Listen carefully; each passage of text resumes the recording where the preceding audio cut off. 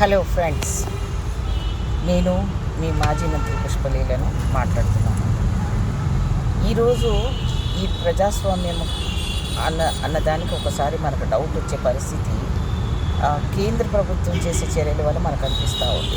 ఎందుకంటే ఏదైతే ప్రజాస్వామ్య పద్ధతిలో ఫుల్ మెజార్టీ వచ్చిన గవర్నమెంట్ చేసే అరాచకాలు ఒకటి కాదు, రెండు కాదండి. ఫర్ ఎగ్జాంపుల్, ఓటు హక్కును వినియోగించుకొని మనం వేసే ఓటు మనం వేసుకున్న దాన్ని తిరిగి చెక్ చేసుకునే కూడా అవకాశం కల్పించలేని దుస్థితిలో ఈరోజు సిస్టమ్స్ అన్నీ కూడా పనిచేస్తున్నాయి. ఎందుకు అంటే సెంట్రల్ గవర్నమెంట్ చేతిలో ఎలక్షన్ కమిషన్ కూడా ఉండడము, కేవలం మెజార్టీ గవర్నమెంట్ ఉన్న వాళ్ళ మాటలు వినడమా లేదంటే వాళ్ళకు తొత్తులుగా పనిచేయడమా అనేది సిస్టమ్ లోపల జరుగుతున్న అవకతవకలు. ఫర్ ఎగ్జాంపుల్, మీరు మొన్న రాహుల్ గాంధీ గారు ఒక అంశాన్ని లేవనెత్తడం జరిగింది. అది మీ అందరికీ కూడా తెలుసు. నోట్ చోరీ అంటే మన ఓట్లను ఏ రకంగా బీహార్ ఎలక్షన్స్ చేయడమే కాకుండా యావత్ భారతదేశంలో కూడా మన ఓటు మనకు లేకుండా చేసి ఈవీఎంల గొట్టాలో, ఫర్ ఎగ్జాంపుల్ నేను ఇంకా కావాలంటే వీడియోస్ కూడా పెట్టగలను. నా ఛానల్ సంకల్పని కొన్ని ఛానల్స్ వాళ్ళు నన్ను అడిగారు. సో వాళ్ళ దాంట్లో కూడా నేను పెడతాను, పోస్టులు పెడుతూ దాన్ని చెప్తాను. అంటే ఈవీఎంలు కూడా సేమ్ నెంబర్ తోటి రెండు ఈవీఎంలు తయారు చేశారండి. అసలు ఎంత దౌర్భాగ్యం అండి అసలు అలాంటి వ్యవస్థ. ఎందుకంటే చూపించడానికి మనకు చూపిస్తారు ఒకటే డబ్బా, కానీ వాళ్ళు మార్చినప్పుడు వాళ్ళు సొంతంగా వాళ్ళు ఏదైనా కూడా ఫ్రాడ్ చేసుకొని వాళ్ళు మన దొంగ ఓట్లు వేసుకోవడానికి కూడా ఈ బాక్సులలో వేసేసుకొని ఒత్తేసి తిరిగి ఆ బాక్సులు పెడుతున్నాం. మనం ఏమడుగుతున్నాం, మన ఓటును మనం వేసుకున్నామా, పోనీ ఈవీఎంలే అనుకుందాము. మనం గెలిచిన దాంట్లో, కాంగ్రెస్ గెలిచిన దాంట్లో మీరు ఈవీఎంలే గుర్తుకు రావట్లేదా అని వాళ్ళు అడుగుతున్నారు, ఏదైతే మిగతా పార్టీ వాళ్ళు. కానీ నేనేమడుగుతున్నానంటే నా సొంతంగా నా ఆలోచన పరంగా అంటున్నాను, కరెక్టే అనుకుందాం.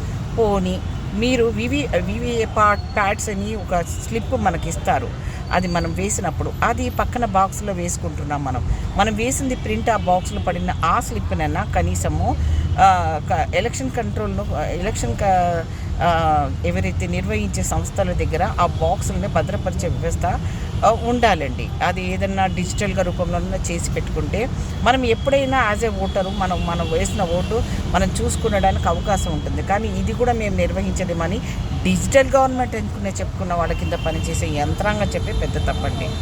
సో ఇది చేయకపోగా బీహార్ ఎలక్షన్స్ లోపల మరి సమగ్ర సర్వే అంటే మీ ఓటుకు సంబంధించిన ఉందా లేదా అనేది కాకుండా యావత్ భారతదేశంలో కూడా ఒకరి పేరు మీద 10 ఓట్లు లేకపోతే ఉన్నదాన్ని మార్చేయడాలు, అంటే గవర్నమెంట్లో ఉన్న వాళ్ళు ఎవరైతే ఉన్నారో ప్రజెంట్ కేంద్ర ప్రభుత్వంలో ఉన్న వాళ్ళు కానివ్వండి, అధికారంలో ఉన్న మెజార్టీ గవర్నమెంట్స్ కానీ చేసే తప్పులు గతంలో జరిగినవి ఇక ముందు కూడా జరిగింది. సరే, చనిపోయిన వాళ్ళు ఎవరైతే ఉంటున్నారో డెత్ సర్టిఫికేట్ ఇవ్వాలి. మరి దానికి కూడా ఒక సంవత్సరం ముందు నుంచి కూడా మనకి ఇలా చేస్తూ ఉంటే అప్పుడు కానీ ఈ అవేర్నెస్ రాదు. ముఖ్యంగా భారతదేశంలో లేదండి, ఈ అవేర్నెస్ తక్కువగా ఉంది.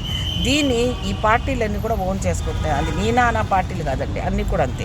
ఇప్పుడు ఏరియా వైజ్గా మన ఓటర్ లిస్టులో మన పేరు, వార్డులో మన పేరు ఉందా లేదా చేసుకున్న స్లిప్స్ దగ్గర నుంచి కూడా ఏ పార్టీకి ఆ పార్టీ వాళ్ళు తీసుకొని అందులో వాళ్ళకు అనుకూలంగా ఉన్న వాళ్ళని పెట్టి మిగతా వాళ్ళని తీసేస్తున్నారు.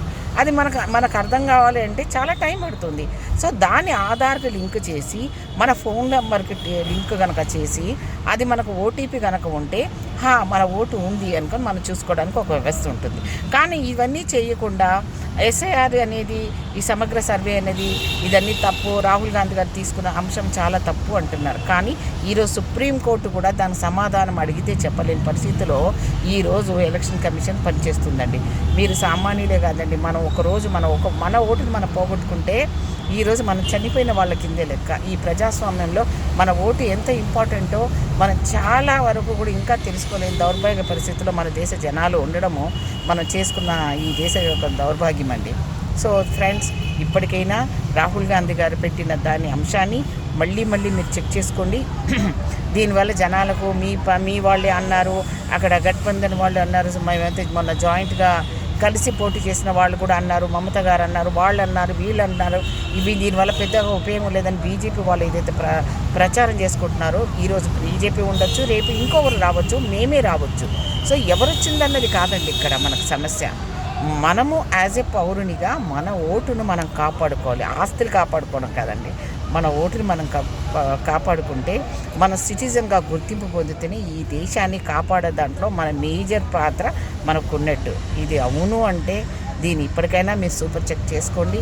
యావత్ భారతదేశాన్ని మీరు సమర్థించండి. ఎస్ఐఆర్ అనేది అవసరం అనేది సమర్థించమని కోరుకుంటున్నాను. ప్లస్ మీ అందరిని కూడా ప్రత్యేకంగా నేను రిక్వెస్ట్ చేస్తున్నాను. Thank you so much.